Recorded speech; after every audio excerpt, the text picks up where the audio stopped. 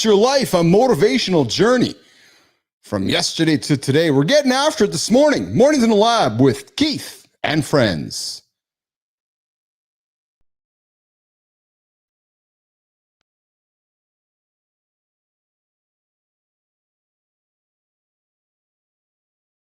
Welcome to Mornings in the Lab where excuses. When something negative comes up, Building muscle, blood flow. Nobody is expecting, John. if the lady's saying that, you're just Be entertained by fun over here. How have I slept? Has my sleep been good? Is that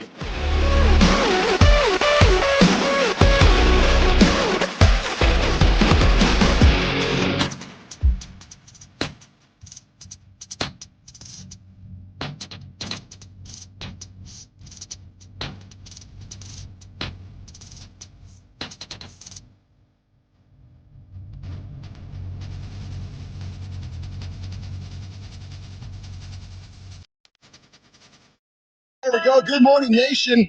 It is. It's the time to start your day, guys. Don't roll over and hit the snooze button. It's time to get your ass out of bed, or in other words, get up. Good morning, Shinku. I see you there in the comments. Good morning, Johnny. Good morning, Marty. Good morning, producer Jimmy. Good morning, world. You are on the biggest morning show on the planet for men called Mornings in the Lab with Keith and friends. We get after it every single day here at 8 o'clock Eastern time.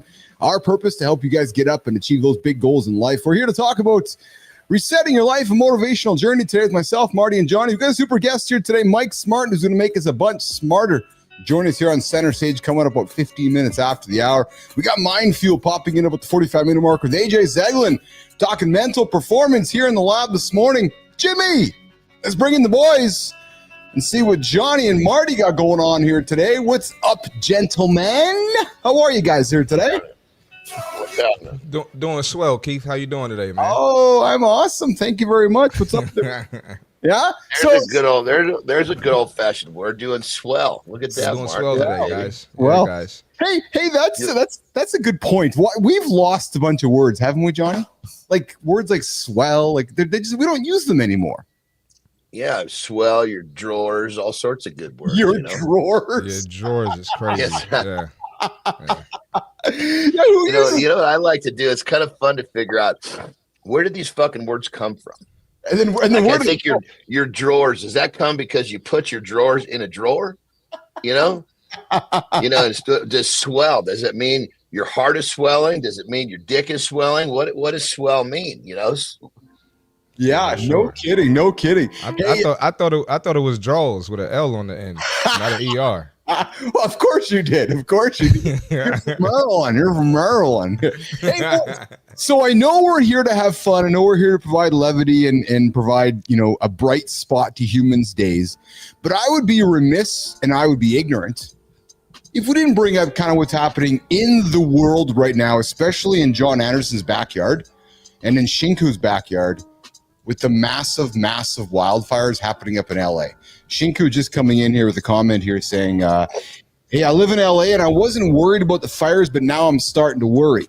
So again, Shinku, I appreciate it. They're fucking nuts, dude. They're fucking nuts. Yeah, and again, I want to literally think like this. I'm sorry. Go ahead, Keith. I'm sorry. Go ahead. Yeah. No, I don't want to spend the whole hour, We want to give folks optimism and a reason to believe about tomorrow in the future. So while I want to acknowledge what's happening over there, because it's crazy, I don't want to spend a lot of time on it. But Johnny, you're right. It's horrible. It's horrifying, isn't it, Johnny? Well, here's kind of I don't know how widely known this is, but this gives you an idea of in some areas how bad it is. Some of the freeways are, LA are brutal, right? Yes. So. Yes. There was a place where the freeway was, you're kind of, unfortunately, you go to traffic where you're sitting still. You could just get out of your car for a second to stretch if you needed to sometimes in LA traffic, right? Yeah. Well, the fires are getting so close to this freeway. People just started fucking getting out of their cars, running away, right? They had to bring a fucking bulldozer through to just shove cars out of the way to get the fire engines through. To get, I mean, if that doesn't, that's like movie stuff. Yeah. So for people that don't understand the severity, it's like traffic. Yeah, they had to just literally had it. The people were gone, right? They just were Yeah, bulldozing people got cars out the car. out of the way just so the fire trucks could get through. Holy fuck, man! I didn't know that. I saw. Yeah, that's what I mean. It really, it's kind of, it's like when when you think about something like that, it puts it on a different level. People running away from their cars because the fire's getting so close because they're stuck. Well, it put in perspective for me too today when I read. Like, there's concerns they might lose the Hollywood sign. Wow. Oh yeah, it's in West Hollywood now. Oh yeah. I mean, Hey Johnny, yeah, so where you live, and I know you're in inland Cali there. I know you're a number of hours away. California's a big state, obviously.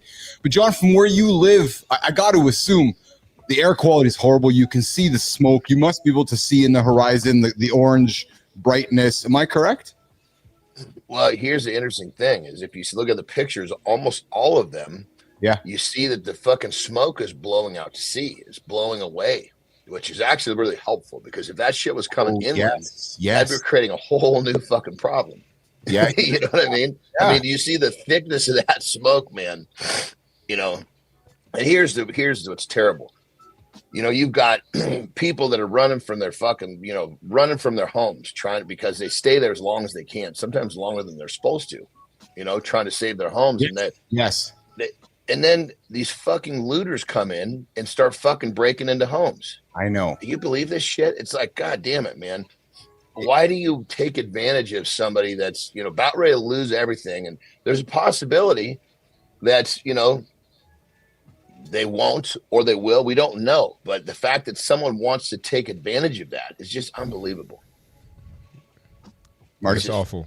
And I lived in LA for 2 years, so I saw a lot of those fires. Obviously, it wasn't this bad, but just ashes flying in the air afterwards, just smelling like smoke. You go outside when you come in the house, you just smell like smoke. So I can't even imagine what it's like now.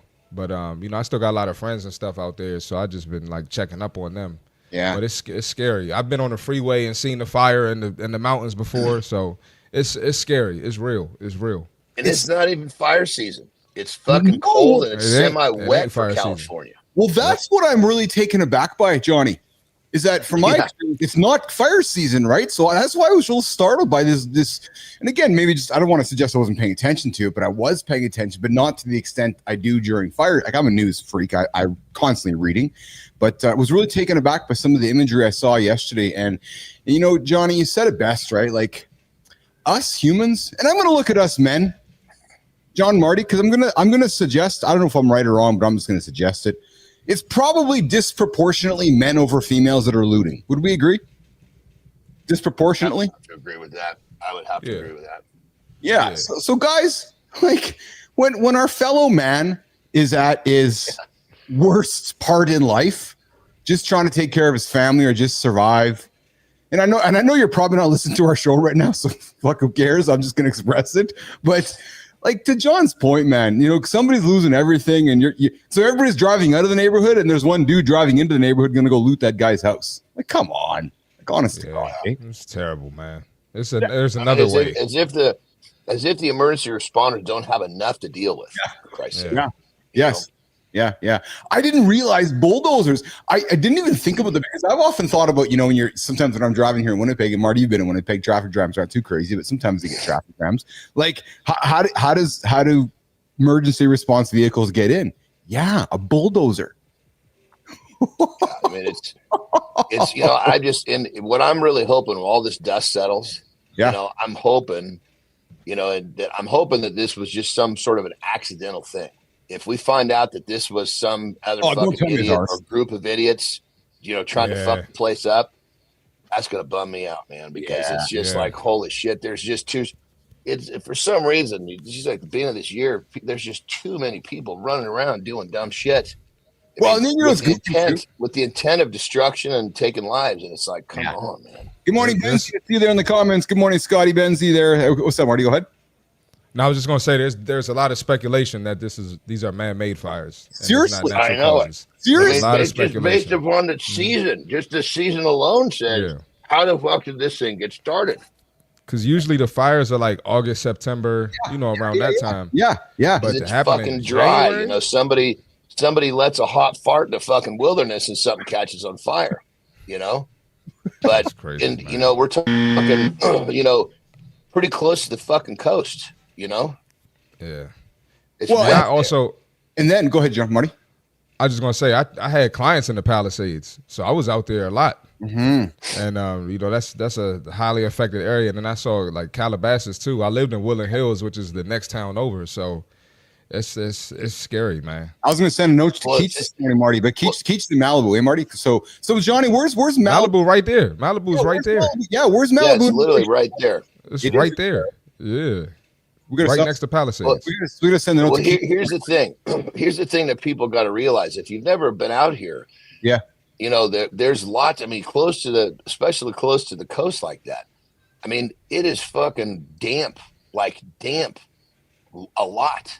There are times where fog, like Marty, I'm sure you remember. There's fog coming off the coast, and it's not really conducive to something fucking catching on fire accidentally. Well, that's Yeah, what's it doesn't crazy. make sense. That's what's crazy. Hey, Mike Smart, I see you there in the horizontal, brother. I need you to get you into the vertical as well. You got 2 tabs there in your instructions, so I need you in 2 streams here so we can get you on the vertical stream and the horizontal, Mike. We'll get you coming up here in a few moments. And you know what's also crazy about what's happening in Cali? And again, we don't talk politics. We like to have fun with the theater of politics, but it's crazy, eh? Trump and Newsom making it political. Just Oh, of course. Of course. like course. it's either a Democratic fire or a Republican fire, but it can't be a fire just that's a fire, Marty. It has to be a political fire. Well, look at the day and age we're in. Everything has turned into media, and it's going to affect their brand. So, I mean, Trump's going to find a reason. Who owns the fire? The Yeah. Republicans. No, the Democrats. Fucking crazy. Somebody who's owning the fire. They're like kids. It's literally like kids. I will say though, I was having a conversation with our good buddy Kurt Stein yesterday. He's like, Trump is one of the. I don't know if there's another leader or human. And again, I want to talk just the world. There is not a human in the world who can lob a balloon to get a response to see what happens. Yeah, I want to take Greenland. Oh, and regardless if it's real or not, it doesn't really matter. It's just this idea of floating this ridiculous idea, Marty, and then seeing how you react. Yep. Like that's business 101. You guys got to remember. There's a lot of similarities between politics and professional wrestling. Oh yeah, for sure. Absolutely. And so when you say this stuff, it's like you kind of understand that it's like attention is currency now. Yes. Oh yeah, everything. Well, Everything. Fuck, my Anderson, we've hung out long enough to know we finished our sentence. I was just about to say that. It reminds me of wrestling because you start a narrative today that you really know is going to get to the point maybe in 18 months from now. And then people are like, oh my God, this thing happened. Yeah, but don't you remember when I said it in the ring a year and a half ago when I said, yeah, I'm going to fucking body slam John Anderson. Oh my God, Bilous just called out John Anderson. And then we build it up, talk and build it up. And then about a year from half from now, it happens. But it's planting that seed, eh, Johnny? It's planting that little seed of doubt, of excitement, of When you hear something enough, it becomes more real. Yeah, yes. Well, yeah, it's like the drones in New Jersey. It's like, where do they go, eh, Marty? All of a sudden they're gone. Yeah. Right? Are they And real? then you ask government officials what it was, and they say, I don't know. Yeah. It's just like, they don't know what it was, so we're just going to forget about it. Scott Benzie's coming in here saying the Clintons are behind the fires. Yes, the Clintons are. Jesus Christ. You can create a story about it, I'm sure. Hey, the next season of House of Cards, the Clintons are behind the Hollywood fires. Yeah. And then Be Obama next. The messed up thing. The messed up thing is that there's forget about which party take sides of. It's just like I guess you say our world is really fucking good at creating an issue or literally a fire, so to speak, over here. So that everybody's looking to the left, so that they're working on something to the right. Nobody's fucking looking. Yes. Oh yeah. Yep. Oh, that itself, Johnny, is brilliant. Like that's and I don't. When I say I don't mean, I'm not saying politicians started this fucking fire, but they often will start fires not a literal fire, a facetious fire, so over to the left so that they can do something on the right and everybody's still looking over to the left. Yeah, what's that song? Dun, dun, dun, dun, dun, here. I'm not gonna sing. Anyways, yeah, it's forget it. I was you're right. That was good, brother. Come on, sing it for us. Come on, give it another go. Nope. It's the illusion, right, Johnny? It's like what's happening over there, and you don't even know what's happening way over there, right? That's the magic of theater. Theater, right? It's like convincing people something going on over here, but what's going on over there, which is that's wrestling too. I know. Man.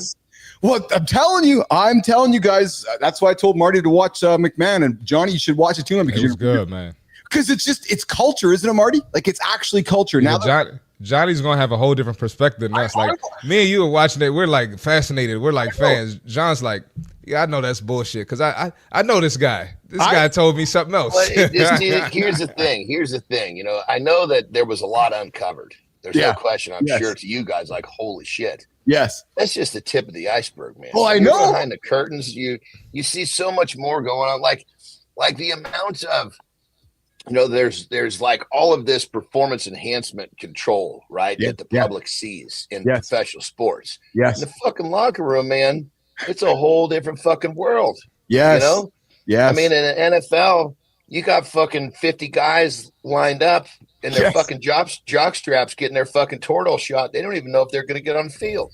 Yeah.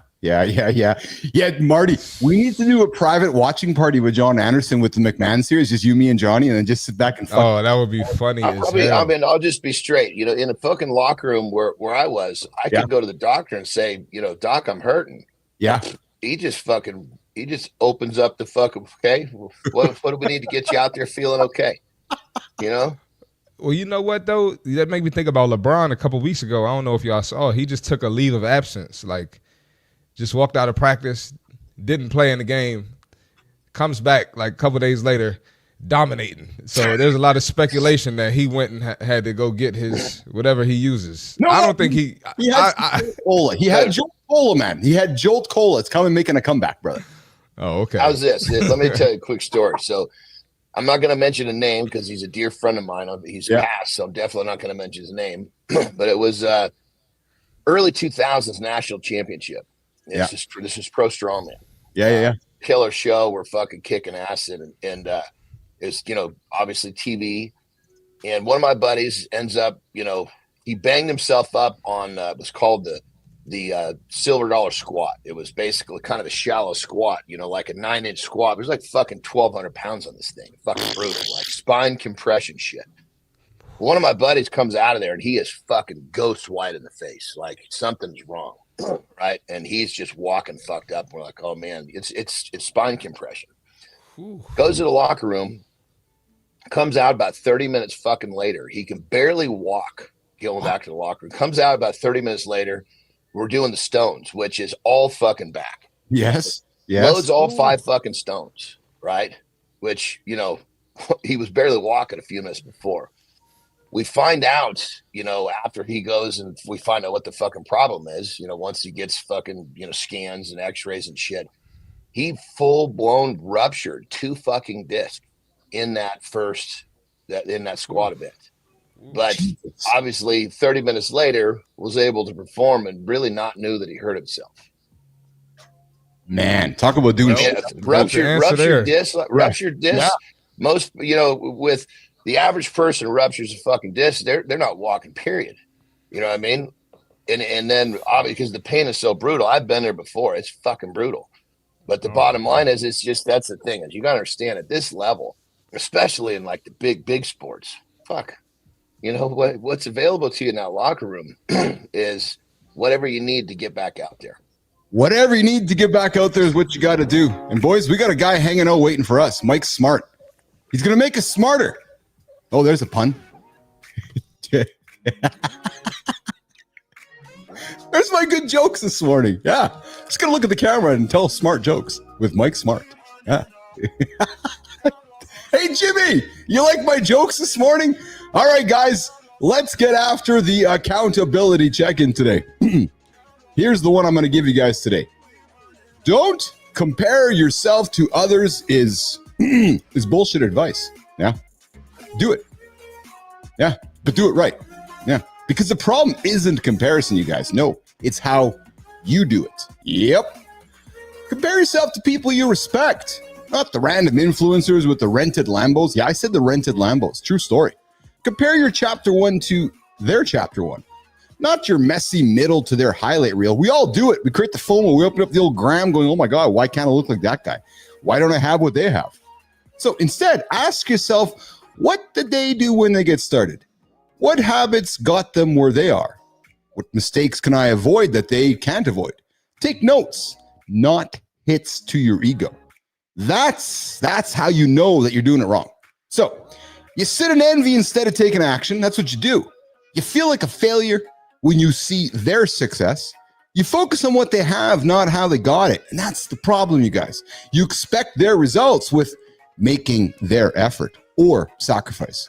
The only comparison that matters, are you better than yesterday or not? So, yes, keep going. No, you're not better than yesterday. Well, then fix it. Because if you don't fix it, you're going to be the same as yesterday. There's your accountability check-in this morning. Morning's in the lab. You know what I'm saying, Shinku? If you're the same as yesterday, you got to fix it, or else you're going to get the same results you had yesterday. All right, there's your accountability check-in this morning. All right, Jimmy, let's bring in our guest, Mike Smart. What's up, Mike Smart? What's happening? How are you, pal? Mike? What's going on, Mike? Good. What's happening? How are you today? Where are you joining us today from, Mike Smart? South Dakota. Yes, you are. And I am north of you in the good old sunny 51st state of America, Canada, in Manitoba, just north of you, Mike Smart. You know where I am? Welcome. Yeah. Welcome to the United States. That's it. I got You guys knew it was coming. I got to jump in here real quick. I love South Dakota. It's such a different world than California. We have all of our cars registered there because we're nomadic. You know, we move around. We have multiple homes. You know, so according to the law, if the vehicles are never in one spot more than X amount of time, you can register in nomadic state. So we chose South Dakota. So yesterday, listen to this. Of course. Yesterday, I literally picked up the fucking phone, called the DMV. Someone picked up the phone. Now, Marty, I'm sure Maryland's probably the same way. California, you can't even call the DMV. There's no such way to get a hold of somebody in that DMV. Yeah, I know. Lady picks up the phone. Very nice, very sweet. I paid the registration over the phone for the 4 fucking vehicles in about 10 minutes, and it cost me less than $400. Oh, no, I can't do that here. Hell no. That's what I said. In California, Hell no. Yeah, just the re-registration, just the cost of because every year you got to pay when you re-register your cars. That's fucking thousands of dollars by itself. Oh man, out here, I love that. I love that state. Yeah, they remember your name out here. Like 20 yeah, people. it's a whole different fucking experience, man. So boys, Mike Smart is the founder and CEO of Smart Farms LLC. He's the creator of Bucket Buddies. I've been watching Mike Smart's journey on LinkedIn. Mike is passionate about reshaping the way we think about sustainable food production and educating future generations through creative hands-on experiences. As the founder of Smart Farms, he focuses on helping individuals and communities grow their own, Johnny, you're going to love this, Marty, fresh, nutrient-rich foods through indoor farming solutions, making it accessible even in challenging environments like his rural hometown of South Dakota, where there's a little bit of snow on the ground for a few months of the year, right?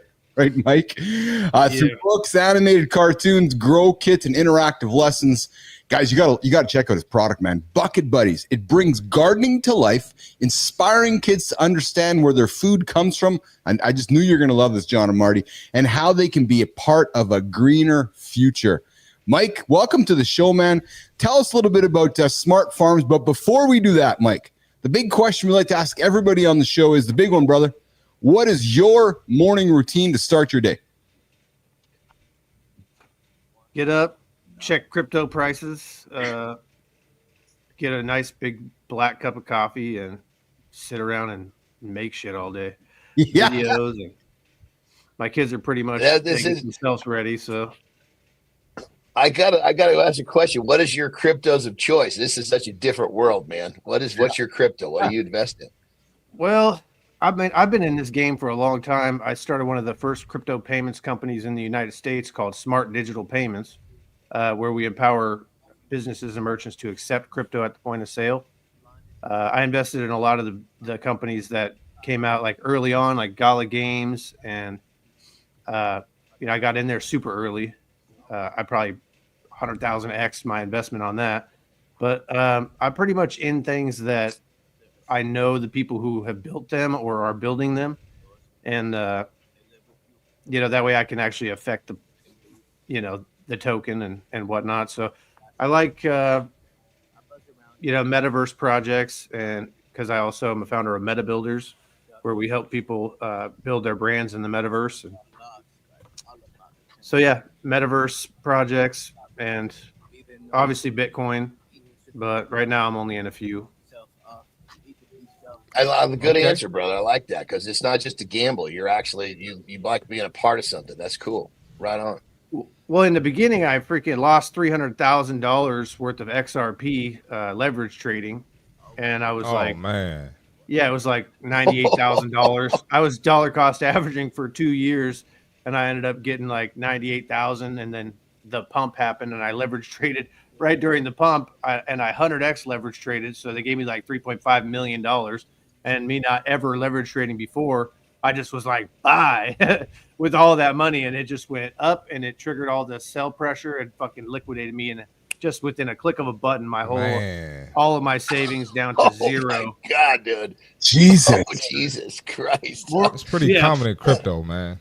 So that's part of Mike's morning. That's part of your morning routine. You get up and you grab the coffee, then you wonder whether the heart rate's going up or heart rate's going down. Is that how it works? Yeah, well, I mean, I pretty much numb to it all nowadays. If it's down, I buy. If it's up, I sell. There you go. Hey, good morning, Amy Reiner. I see you there in the comments, and Shinka was buying a bunch of Coca-Cola this morning. Hey, Mike, I know we had you on for our 13-minute segment here today, but are you able to stick around for deep dive with us as well, to hang out for the next 12 minutes as well? Yeah, I'm here. Awesome, cool. So we're going to get to the C. Marty fit tip in a second here, but I want real quick. I just want to say we got our man here is the first to get up and have check crypto as part of his routine. So we have to go into that a little bit. I mean, this is an original, baby. I agree with you, and that's why I wanted to keep him around, because I want to dig into that, because you're right, Mike. You are the first one, and because we ask this question of every single guest, you're the first dude that says, "Yep, I get up and I look at my crypto, and then I wonder whether I'm going up or going down or going sideways." So that's good. We want to learn from you, brother. Everybody's getting up and doing some sort of exercise. It's like we don't ask what kind of workout do you do, because everybody's fucking working out, but we got to do this kind of very different approach to the morning here. That's it.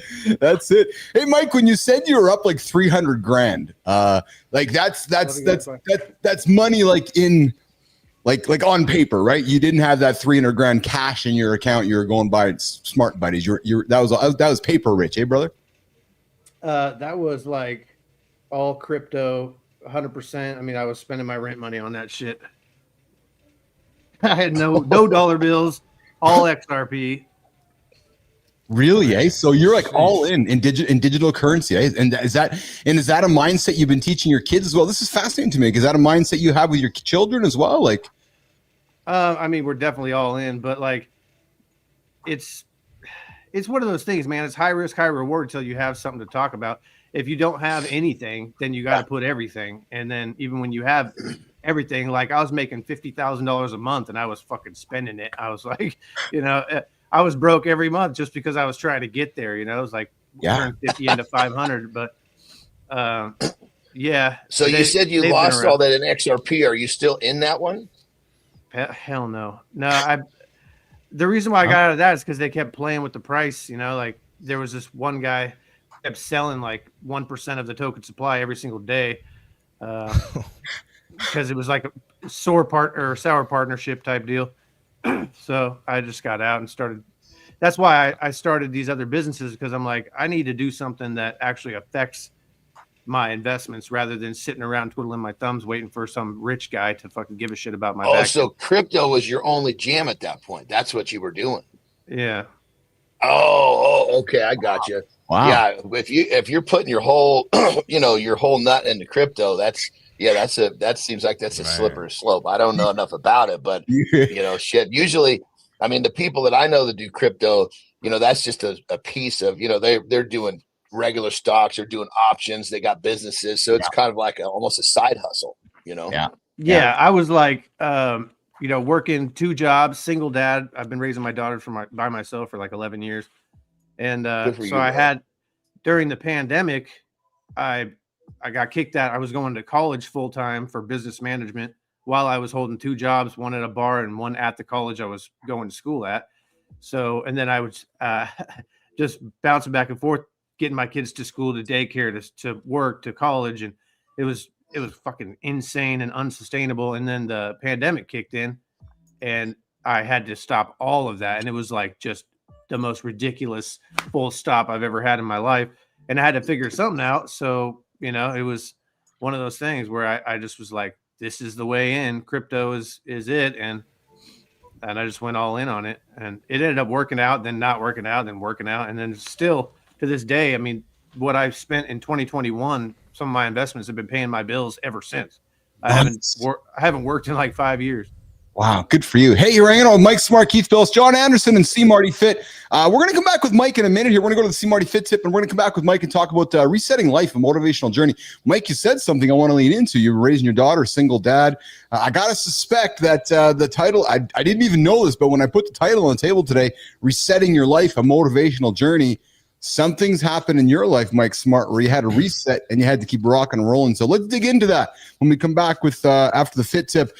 Mike, here how's this works. Johnny goes for a piss. I have a sip of coffee. Marty gives some fitness advice to help our guys get going today. We're going to come back, keep the conversation going with you. Hey, real quick, it's a windstorm here. That's my internet went out, so I'm on my hotspot now on my phone. So Marty, if it goes out again, it's a big windstorm and a snowstorm here. Yeah. Dude, that's a good hotspot. Okay, my hotspot won't support this son of a bitch. My hotspot's doing all right now. I'm just letting you know if it was choppy or something. But thanks. Marty might blow away, Jimmy. Get off the screen. Get off the screen, man. Give me my time, man. Get out of here, man. All right, man. We got the fitness tip for today. Very simple. Consistency over intensity. I know it's the beginning of the year. You're going to come out to the gym first week, second week of January of the year. You're going to think you can just go hard. You're going to think you can go 1,000% every day. I'm here to tell you that that's not a good idea.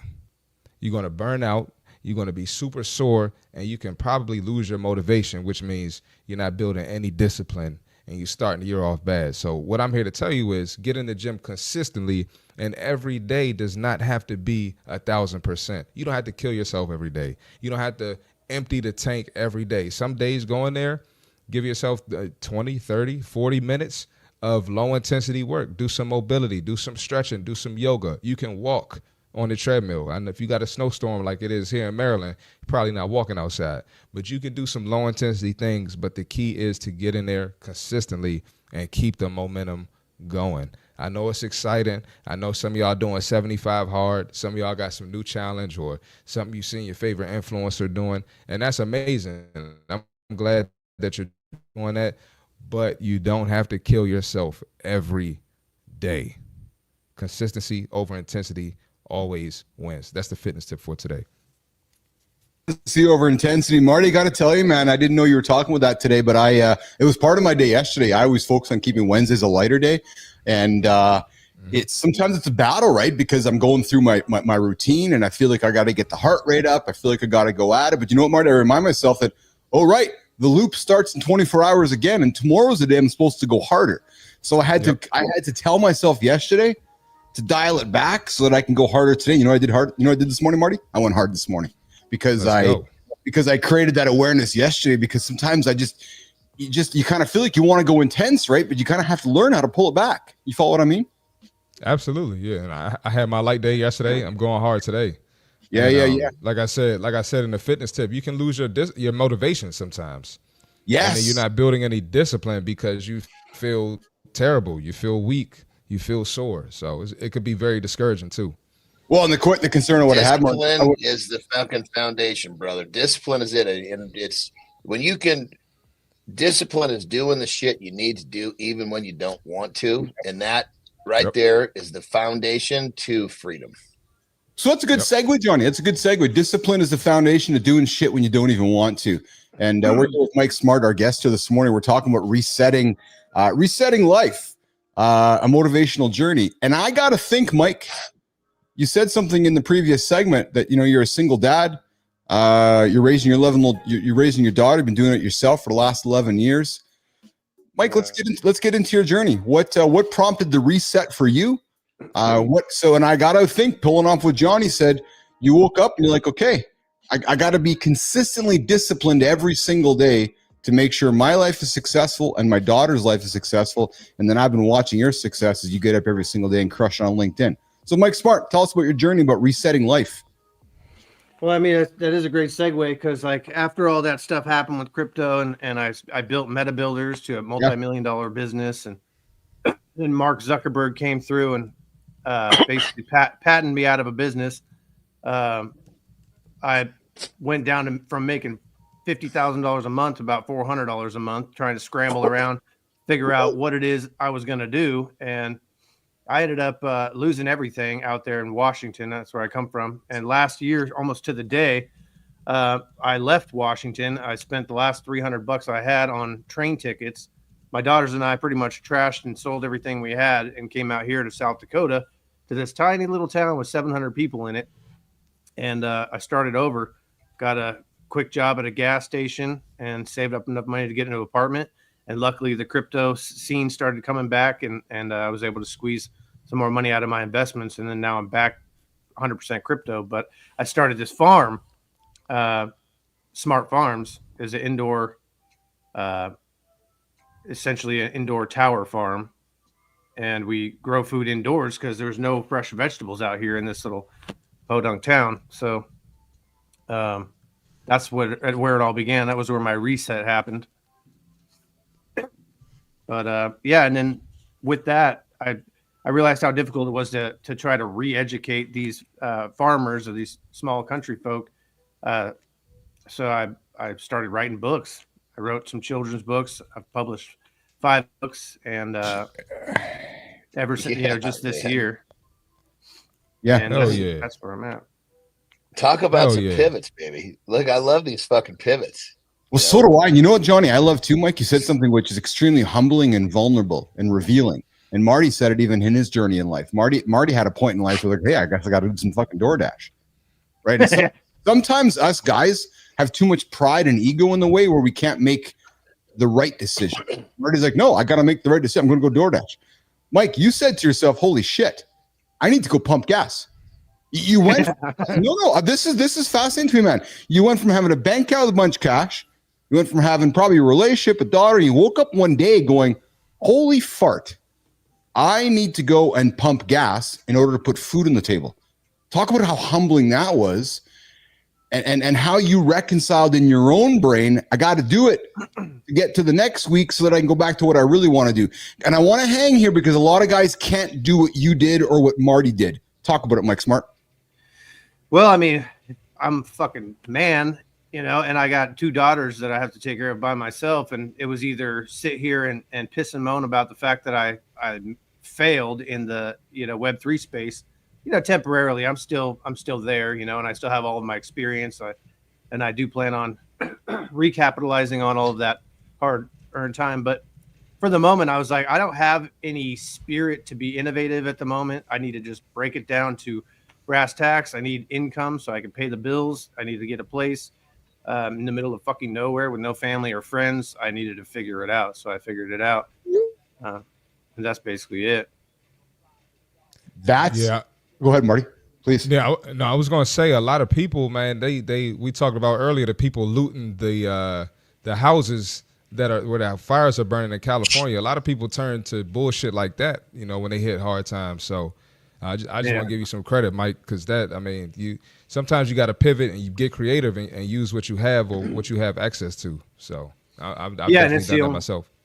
Thank you. Yeah, it's literally the only store in this whole town. It was a gas station at a Dollar General, and they wouldn't accept me at the Dollar General, so I went to the gas station. Wow.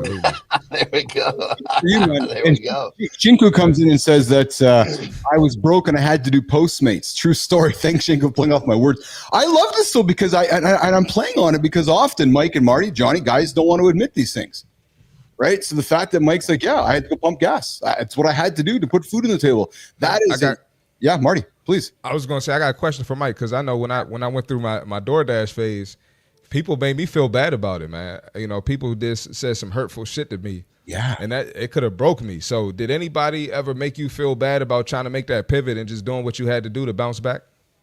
Oh man, it was all sorts of shit. Like I had 400 people in my community, and then I built another community of 300 people, and all of them were like, I went from this tech CEO, this tech CEO making freaking millions of dollars to broke ass, losing my fucking mind over the whole situation. And people made TikTok accounts using AI to call me gay and all sorts of shit, and like just That's crazy. Yeah, ran my name in the mud, and basically what I did is just broke out of it because I've come from a rough background. I mean, I've been through it, been in just about every type of institution you can imagine. So like, I'm not some pussy, you know what I mean? I can handle a little bit of shit talk. And then I've been in construction my whole life as well. So it is what it is. Like I got lucky that I was smart enough to use my brain during the pandemic and realize I could do something else with my time. And then when that failed, like if you look at the markets, they go up and down, but a lot of the times you return to median. And that's kind of how I looked at it. Like, well, it's just a reset, but I'm not going to lose all that experience, and I'm not going to lose all that, energy that I spent. It's just going to recirculate and come back, when I figure it out again. So I was pretty confident through the whole process. It was definitely emotionally difficult. I'm not going to lie, but I'm a dad, man. I'm preoccupied with raising my kids and writing books and doing things that I care about. So I'm not going to sit there and be in my feelings about anything. I love what I like what I just said is, he still had the skills because, you can basically develop a skill set and, you can make millions of dollars and you can make one bad move and you can lose it all, but you still have the skills that allowed you to do it the first time. The skills can't be taken from you.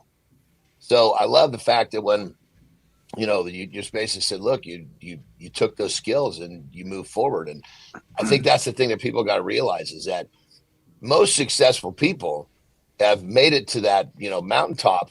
They make a bad decision or two and they slide back to the bottom, but they realize that they can make it back to the top because they've got the shit they need to do it. Well, Johnny, and I love what you're saying here because Mike represents what you stand for, Johnny, which is don't judge the man for what he looks like, judge the man for the habits, right? So I love what Mike is because Mike clearly, Johnny just demonstrates consistent habits, right? So sometimes the habits work, sometimes they don't, but he gets up every single day. And Mike, I love about what you're doing too, Bal, is that, and again, something we talk about on the show all the time, we can talk to our kids or we can show our kids. Like your daughter, my friend, is getting an incredible lesson in life. Like I can't imagine what your daughter's going to achieve, Mike Smart, because the lessons she's getting from her dad right now, not by what she's hearing from you. I'm sure she's hearing a lot of great shit, but what she's watching you do. Like, dude, like I got to go pump gas. I got to go fucking make bucket buddies. I got to do this. And she's like, okay, dad. Like that's like, dude, you get off this show today and you feel good about yourself because you deserve to be, because that, like, as Shinku says, your princess, she is got a dad that clearly is set in the right direction for her, my friend. So regardless of what institutions you've been in, man, I love what you're talking about right now, pal. You represent everything that we're trying to build and talk about with man on this show. You talk about all about your feelings. I know you have feelings because you talk about them. You have a daughter, and I got 2 daughters, so I know you well enough to know that Johnny's 2 daughters. Yeah, so I know that you have feelings, but I also know you're a man, and you got to balance it, right? Good for you, brother. Good for you. It's our kids, they don't give a shit what we say. They give a shit what we do. They imitate what we do. So the question we got to ask ourselves is, are we giving them something great to imitate? Yes. Oh, I like that. I like that. They're part of my greatness, man. Like I wouldn't be shit without them. They're the sensitive aspect of my life that allows me to bring it back and realize I am still a human being and not just some robot trying to make $100 million. But Mike, this is good, pal. Let's lean here a second before we wrap up the segment. Because there's a lot of guys who don't have daughters that don't know what you know and I know and John knows. And it's different, frankly. I'll just say it's different, right? So because it helps bring sensitivity out. It helps bring an emotional side that you maybe didn't know you had. Because Mike, I got to think before you had daughters, you were a certain kind of man. But as you had those daughters and you spend time with your young ladies and they spend time loving you and you loving them back, it brought out probably a side in you, Mike, that you didn't even know you had. Am I correct? Yeah, it was more or less like, like I said, I come from a rough background, so it wasn't much of that whole sharing your feelings type of stuff. It was just, tough and get going, and you're on a construction site. If you show 1 ounce of weakness, then you're, if the pecking order is just unbearable, I'm sure. But so yeah. Yep, they're definitely and having to or I guess getting to raise my daughters by myself, but there was no woman around to influence anything and how they act. So I had to find some level of sensitivity because they had to see it from somewhere, and I don't really have family around, so it's just me and them. Good for you, man. You represent so much of what we're trying to do here on this show. I'm loving this moment right now, Mike Smart. Listen, we got to keep the show going. We got AJ Zeglin joining us here for us in a minute with Mindfuel. Mike, how can Nation, LinkedIn Nation, Business Athlete Nation, our audience find you, connect with you? Take a minute to plug Bucket Buddies. Take a minute to plug what you're working on, and share some stuff for the world right now, Mike. Awesome. Well, you could go to smartfarms.global. We have a bunch of books there, a bunch of merchandise. We have a snack line, hot sauce, a bunch of different snacks, Bucket Buddy snacks, dried fruit. Yeah. And some for the adults, some chocolate-covered coffee beans. But basically what we're trying to accomplish is building a homeschool curriculum, like a subscription box service where it's like a high-end, people, homeschooling families can just get a subscription and they'll get a month's worth of healthy snacks, a grow kit for the character of the month, and then books and a full month's worth of curriculum so that they can just streamline the process of homeschooling their kids. Because that's what I've been doing since the pandemic. And my kids just went back to school this year because we're in a better place. But yeah, so I figured I wanted to make it easier for homeschooling families, and I want people to eat healthy and learn how to grow food. And we show them how to grow food, how to harvest the food, and then how to make secondary products like these.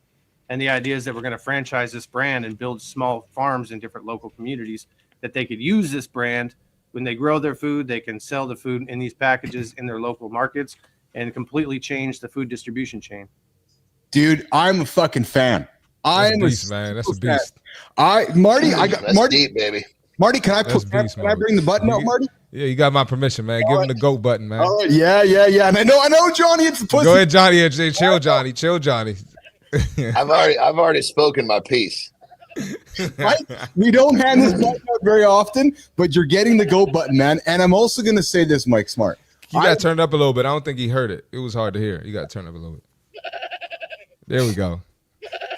Yeah. There we go. See, he's shaking his head too. He's like, that is a fucking castrated fucking goat. That's what he's thinking to himself. He knows what a real fucking goat sounds like. Mike, See, this is not a city slicker. He's not a city. He understands what a goat fucking sounds like. You see him shake his head. He's like, these motherfuckers gave me a castrated goat. What the fuck is wrong with them? Mike, I'm going to get you a South Dakota goat for your next appearance because Not South Dakota goat, a non-castrated goat. A goat that's fucking got a pair. Not a South Dakota goat. Mike, so here's what I want to do, man, because I'm admittedly a super fan of yours right now. I'm telling you right now. I want to have you back frequently throughout the year so we can document and follow your journey. I love your mission. I love your purpose. I love what you stand for. I love everything you shared on the show. So if you're up for it, dude, I'd love to keep you on a regular kind of pattern here on the show. Drop in with us and share the journey about how you're trying to change the world for kids and for families, because your purpose is admirable and it's the right thing, brother. Would you do that with us? Yeah, I'm down. I'm here. Awesome. Yeah, you are there. You absolutely are there. All right, guys, listen, Mike Smart's joining us from South Dakota here today. He's the CEO of Bucket Buddies. Go find Mike on LinkedIn. And Mike, what was the URL? Bucketbuddies.global? Well, there's smartfarms.global, but you can go to bucketbuddies.anythingbut.com because somebody bought that. But yeah, bucketbuddies.xyz. That Just works. go find him. Go find Bucket Buddies on the internet. You'll find Mike Smart. He's our guest here today on Mornings in the Lab. There's the goat for Mike. And listen, it's time to rock and roll with this button over here before we bring in our friend AJ Zeglin. Johnny, All right, Mike. Appreciate you, Mike. I appreciate Thank you, you, Mike. All right, Marty's gonna take a break. I gotta go grab my water. So Johnny, extend it for about 30 seconds or so. I'll be back in 30. Go do it, brother. You know me, baby. I'm short and sweet. Well, let's do it. All right, check this out. Fuck motivation. Motivation will come and go like a fart in the goddamn wind. What you need is discipline. And discipline is doing the shit you need to do even when you don't want to. And when you develop this discipline, you handle your shit, you have success, you will be motivated to do it again. But you got to understand that discipline is the foundation. Without discipline, you're going to have a hell of a time getting where you want to go. That is what you need. Think about it. Motivation is like the icing on the cake. The cake, that's discipline. So that being said, get your shit straight. Understand what you need to focus on, which is very simple. Doing the shit you need to do, even when you don't want to. Rock and roll. Just do it, just like Mike did it. I'm back, Jimmy. I'm back. I got my water. What's up, Mr. Zeglin? How are you, pal? I'm good, man. How you guys Hey, doing? Joe, what's up, brother? I'm good. Hey, did you get a chance to hear anything Mike Smart said there, AJ? What's up, AJ? Hey, how's it going? You know what? I didn't. I usually get to jump on about 10 minutes early and kind of hear the conversation, but we're a little busier morning in the gym today, so I didn't get to catch it. I just jumped on a couple minutes ago, so I just caught the end of it. Dude, the guy's a fucking stud, man. He's down in South Dakota there. He's raising his 2 daughters all by himself, single dad. He's helping grow nutritious, healthy food, and he's creating subscription service for families and foods. His mission and purpose, man, it's exceptional. It's just, I'm going to get up and help feed kids and help feed families. I love that whole purpose. Yeah. His vision is enormous. Yeah. I love it.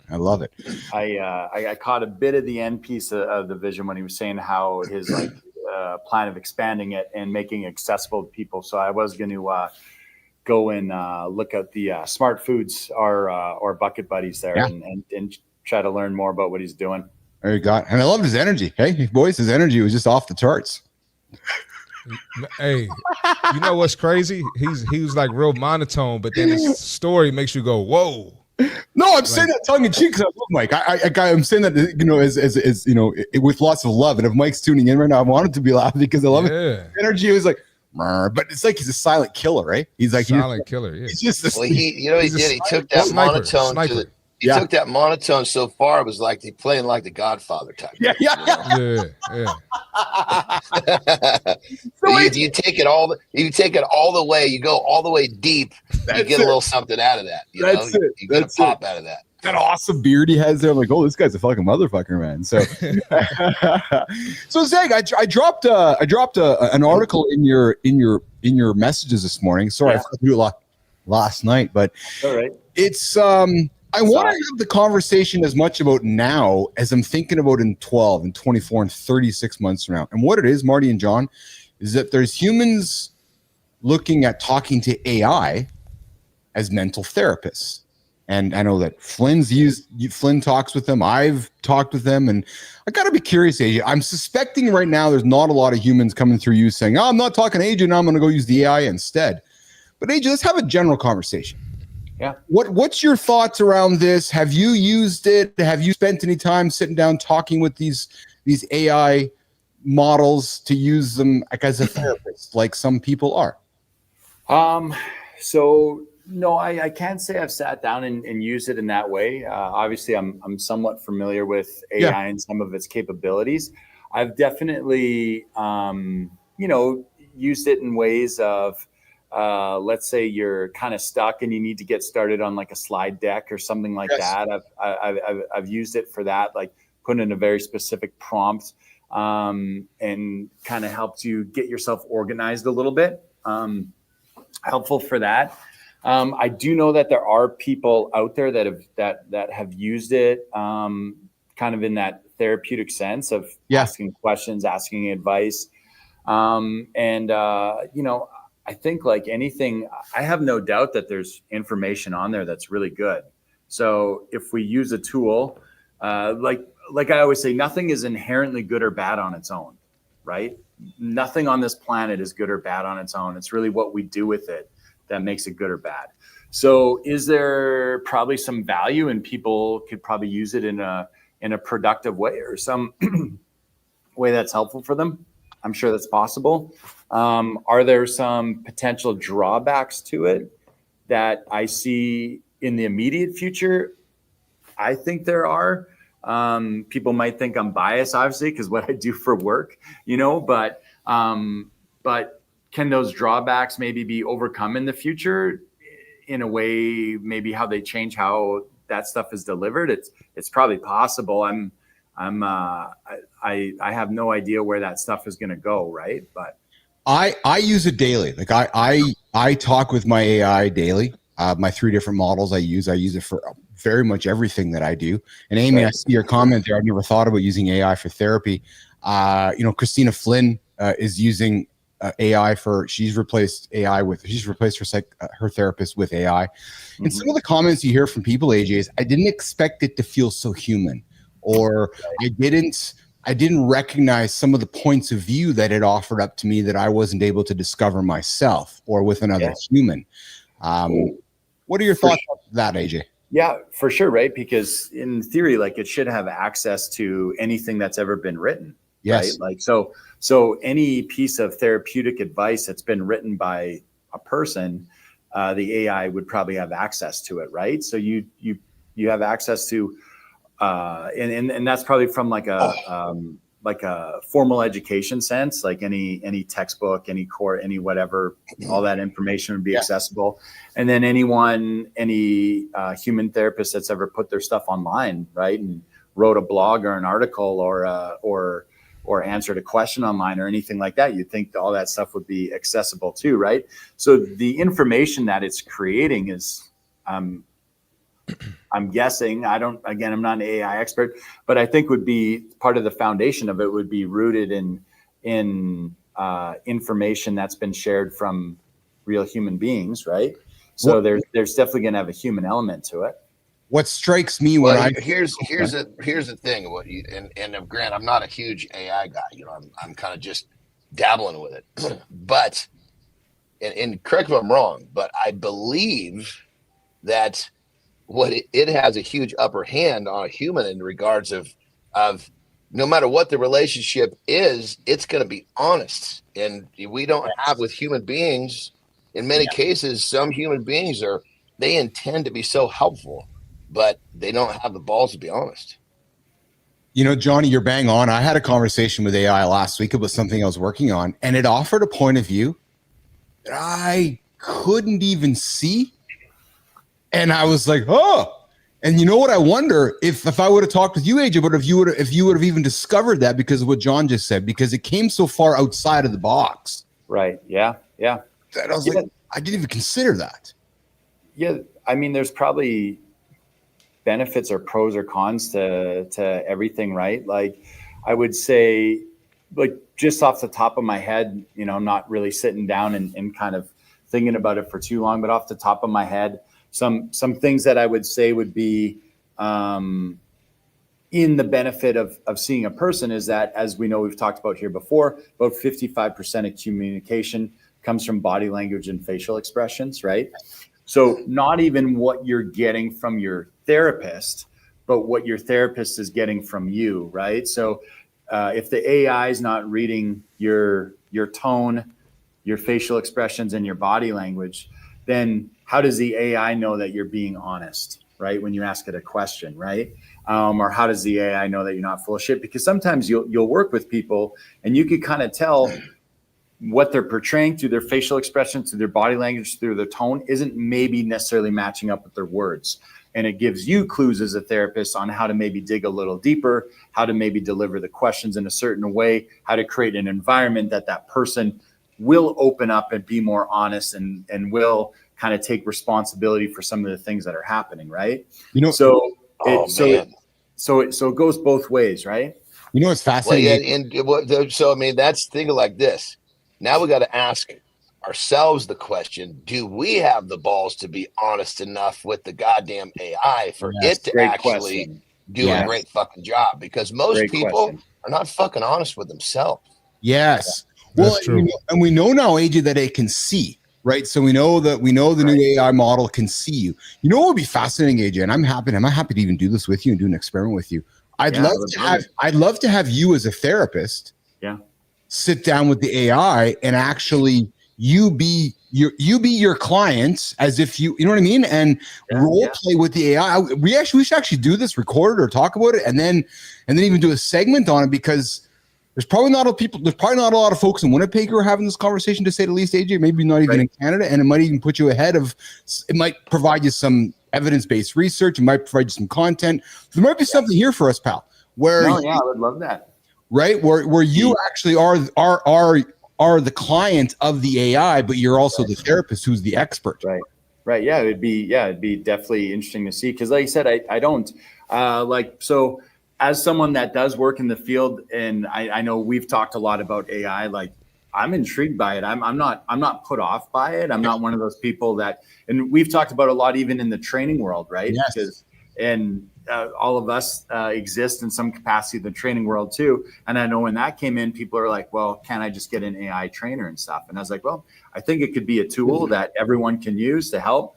And I think, it's just different though, right? And so I think this with therapy is going to be the same type of thing. I think there's potential to draw value out of it. But it'll be interesting. Like, John kind of, again, took my 5-minute ramble and summed it up perfectly.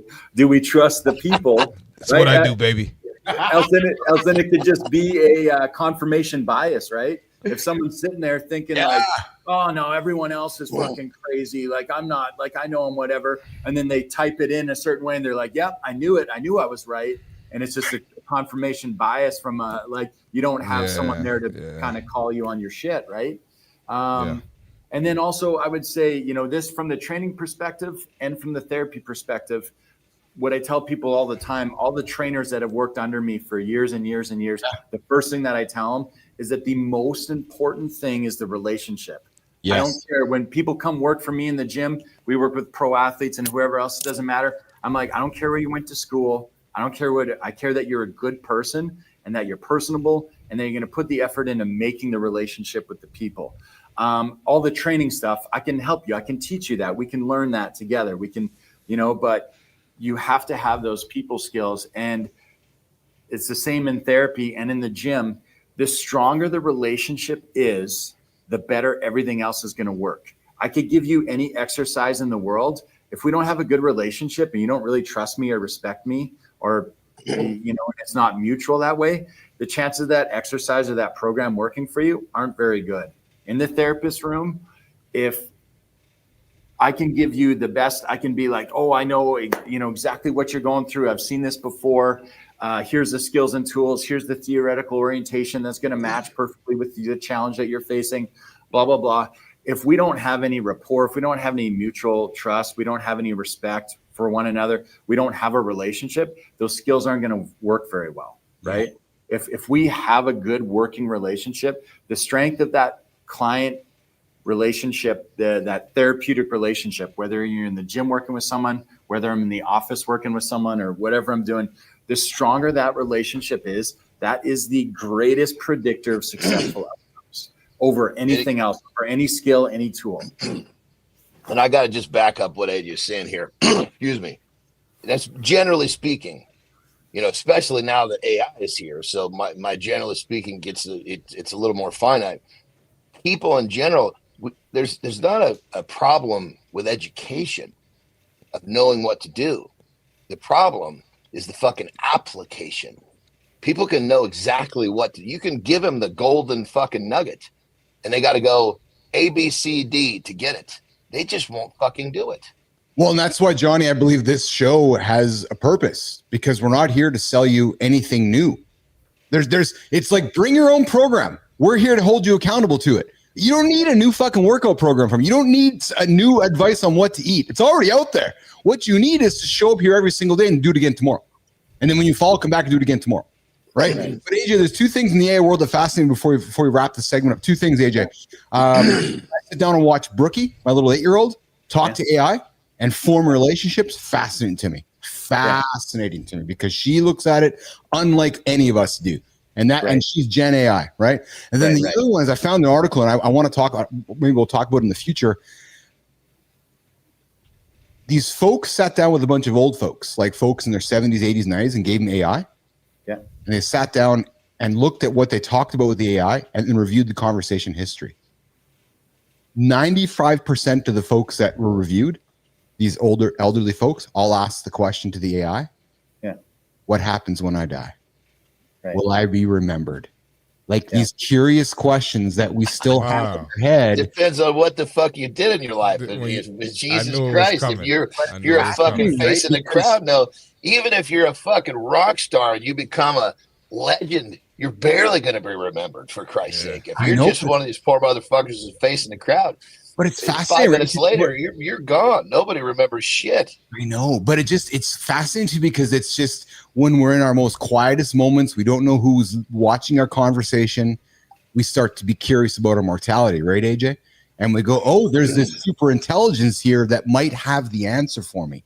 So it's like your dad, AJ, quietly going, is anybody looking at me? Okay, I'm going to ask it this question. Right. And then you get the conversation history later. Oh, so that's what's really in my dad's mind. That's fascinating to me because we've never had this technology before for our parents to be curious about those questions to be answered, frankly. Right. What does it say? What does it say when an older person says what's going to happen? That's a good question, actually. Well, you know, I think we all have to go do it ourselves. But I think the question is we don't know what the answer is, right? We don't know what happens. But I find it, to me, what was fascinating. Again, you guys know me. I'm a fan of the moment beneath the moment, but even further in beneath that moment is that the mindset of that human. Are they scared? Are they curious? John, you and I have talked. As we get older, you get more comfortable with your life and more comfortable with dying. But then you're like, oh, hey, I look around. I'm going to go ask it this question because I know Google never gave it to me, but now this thing can possibly give it to me. And does it know the answer? It's fascinating. It's absolutely fascinating. That is fascinating. Yeah. So, Zeglin, always enjoy having you on here, my friend. Always enjoy having you on. What's going on here today in the big old world of Focus Fitness and AJ Zeglin? Oh man, I guess I bet you guys could probably guess, but I'm back in the gym for the rest of the morning. Then I got a workout, and then I'm in. I got clients in the clinic this afternoon. So nice. It's a busy day, but it's a good day. You know. Awesome. Were you good after? Pal? Always appreciate you. What you're gonna say? Go ahead. I will say one other thing too, just to kind of wrap it up. Yeah. Because sometimes if we reframe stuff and look at it through multiple perspectives, we can see value in it too. And that's, those relationships exist both ways, right? So when you're working with someone in the gym, that's a mutual relationship. Like they're benefiting from you and you're also benefiting from them, like having them as a client, right? Yes. So it works both ways. When you're in therapy, you are I hope I'm bringing value to the people that I'm working with, but they also bring value to me in my life. Right. And I think that's also valuable for them to know that and to see that, right. That when I'm working with someone, and one of the things that it doesn't worry me, but just something to think about is that if I'm not sitting across from them, but if a computer is, like, how does that individual then get the value? How do they know that they matter? How do they see that their absence would leave a hole, if they can't see their value reflected back in them through another human being, That's fascinating. It's fascinating. Think about that. Yeah. Well, and again, I wonder if it's a generational thing, right? Like, so again, Brookie growing up, totally. Brookie talking to a robot or Boston or Leighton, like, do they really care? It's normal for them, right? Yeah. You and I do, but maybe they don't, right? It's harder for us to wrap our minds around it because we're not. We didn't grow up. A thought that trips me about this whole thing, AI and robots and all this stuff, is what's going to happen when the majority of the population has basically realized that the robot is better at what they do than they are. It's like, holy shit, you fucking lost your purpose of what you do in life. And even the guy that drives, the guy, whatever the job is, it could be a forklift driver, whatever it is, you have a purpose in what you do every day. Well, when that purpose is gone, what is going to happen to the human psyche when a robot can do what you do far better? Well, and I think some of that's starting to appear, Johnny, and it's only going to get worse because that's what I mean. What happens when we got 75 million people in the middle of that? Yep. Yep. Well, and frankly, that's why I'm just going to say it. That's why these conversations are being had about, is Canada become a 51st state? Do we make a big union in America? Because there's actually economies in this, right? Because we nobody talks about, okay, well, who's going to pay for it? Who's going to pay for all this? We need $3 an hour people or $50 an hour people. Well, we got robots being built in China. So that's the conversations that we're talking about. But Johnny, it comes right back to what you're saying. It absolutely does, because within all this, there's called the economics. If nobody's got jobs because robots are doing everything, how does the world work? But that's not what we're here to talk about here today. So, Zeglin, I appreciate you, man. You have yourself a good, awesome day today. Yeah, you guys too, man. Awesome. All right, Thank AJ. you, AJ. Hey, Thanks, see guys. y'all tomorrow, Great man. to I'm see out you too. guys. Yeah, Marty's out of here too. Johnny, we're going to work on doing the community corner here, and we're going to celebrate somebody. You got a few minutes to hang out with me, brother? I do. Today, I don't have any interviews with any people on the other side of the pond, so I'm good. Beautiful. We had a long show yesterday. I had the team here working on post-production forever yesterday. So we're gonna do our creator spotlight. We got a pretty cool person we're gonna celebrate here today. So we're gonna do that, and then we're gonna wrap it up. We're gonna get out of here in the next 5 or 7 minutes ago. I promised Jimmy that he can get to bed early tonight. They're here today. So yeah, good times coming in with some comments. Hopefully AI makes customer service more friendly or takes over. People are not so friendly. You're right, good time. Yeah, I would agree with that. There certainly is challenges with human customer service. And Adam Holroyd's joining us here today. Adam says, I have full conversations daily. I use AI to brainstorm ideas, refine professional documents, and solve tricky Excel or PowerPoint. Adam, stop the fucking PowerPoint, man. Stop PowerPoint. I just don't do PowerPoint. That's the worst stuff we can. John, that was a fun first hour, man. We got into the fires. We got Mike Smart. Mike Smart's a goat, eh? Mike Smart is a fucking stud. Woo, that guy. What I really loved was he's a dude, and he said I think his town was 700 people. Yeah. Yes. But he's got a fucking vision that is massive. Yes. And man, I love females, guys who aren't afraid to get in the mirror and then come on and say to us, yeah, I had to go pump gas. Oh. Yeah. Like, that's humbling, brother. That's fucking humbling, man. You got a couple kids, you wake up, you're going, yeah, I got to put food on the table. I got to go get a job.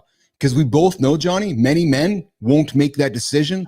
They'll go on a corner instead. They'll go and fucking loot a house instead. They'll go do bad shit instead. Mike's like, no, I'm going to go show my daughters what it's like. I'm going to go to work. Yeah, you got to be willing to do what you need to do. Yep. But stay in the game. Once you start breaking the laws, you're not in the game anymore. Oh, well said. Well said. Yeah, absolutely. All right, Jimmy, listen, pal. Let's get Jimmy. Let's get to the creator spotlight. Let's get after it, buddy. I'm gonna get my screen set up here. So, Jimmy, I'm gonna get the horizontal when I hit the present button.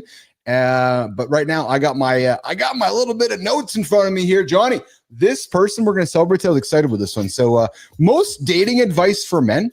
Yeah, it's either cringe, outdated, or borderline manipulative. But what if, and Amy Reinert, if you're listening right now, but what if real dating success wasn't about cheesy pickup lines or playing games? What if it came down to one thing, understanding women on a deeper level?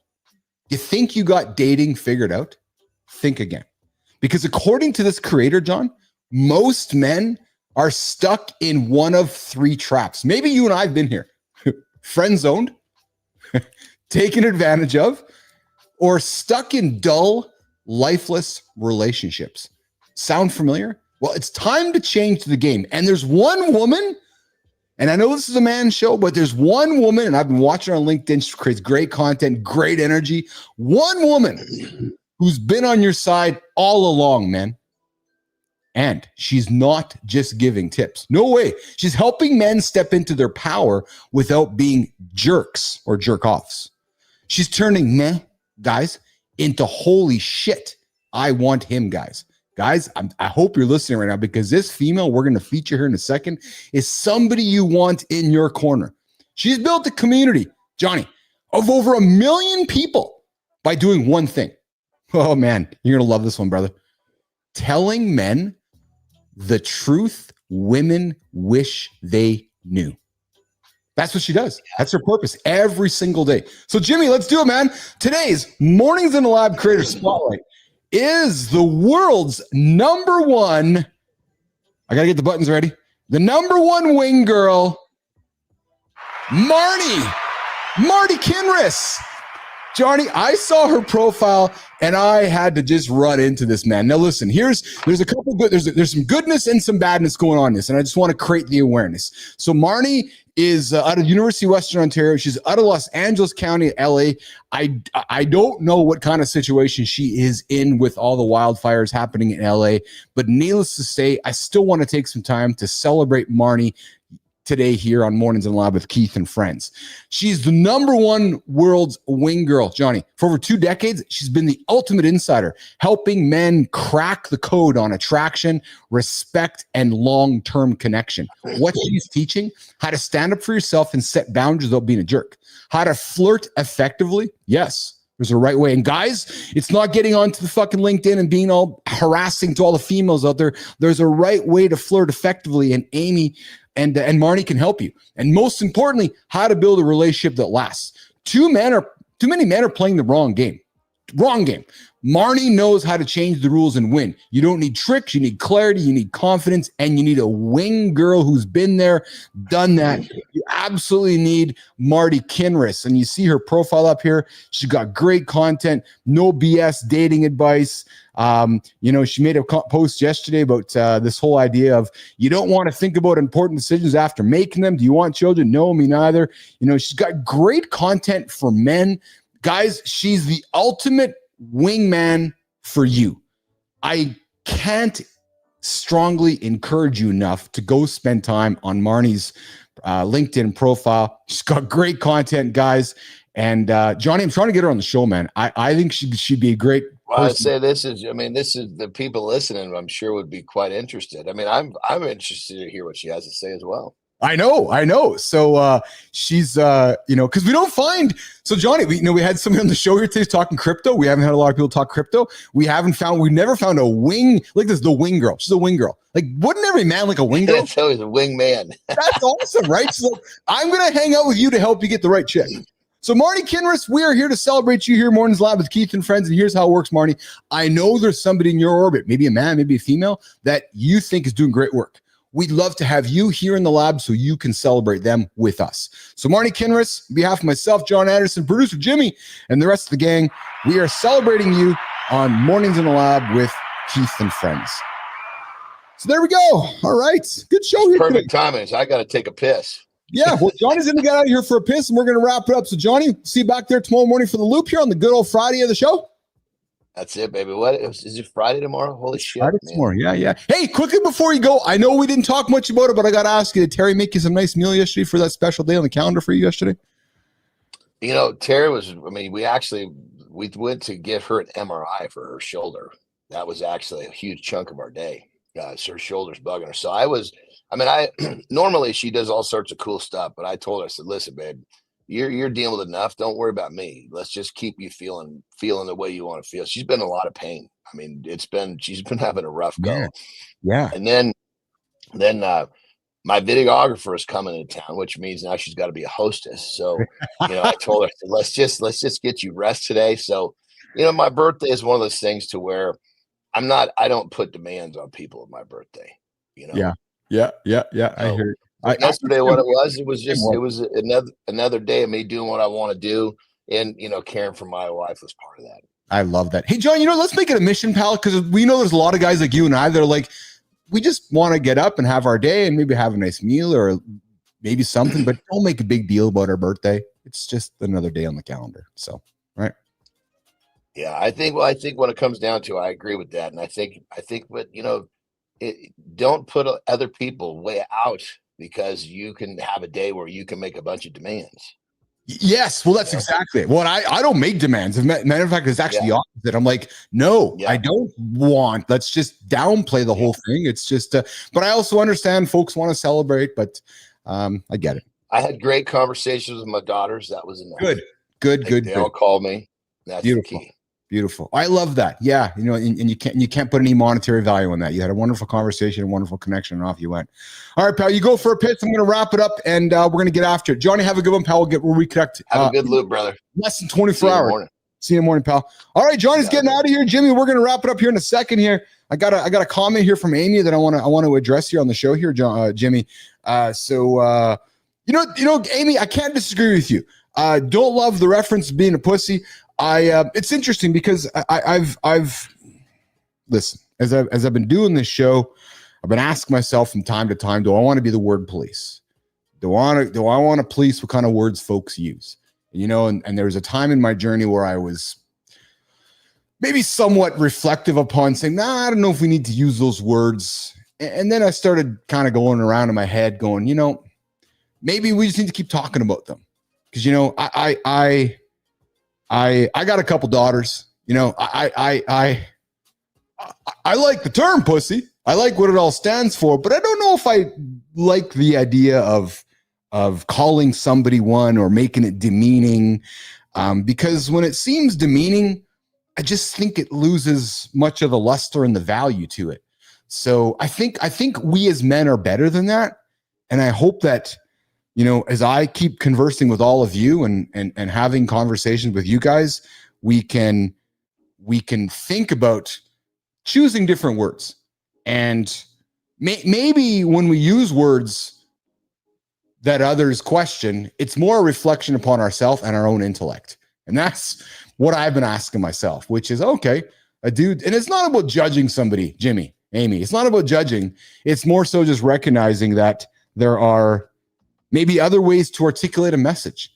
And the best way to change that message is by choosing different words and different way to communicate. So listen, there's not a right or wrong on Amy. Like I said, I don't disagree with you. I don't disagree with you. It's a fascinating conversation for me. Right. And I don't think it's a right or a wrong. And I think, Amy, for me, what's even more fascinating is that we're seeing what's happening here in the last week with, you know, with free speech and Meta changing the rules. And I agree with all of that because I don't like expecting people to be in a box of what they can and cannot say. If you don't like what somebody's saying, change a channel, go have a different conversation. However, I still believe there's a way that we can articulate ourselves. It's just like, Amy, I'm talking to you. It's just like when we hear comedians just swear all the time. It's like, really? Like, is that because you didn't put the time in to find a better way to deliver the joke?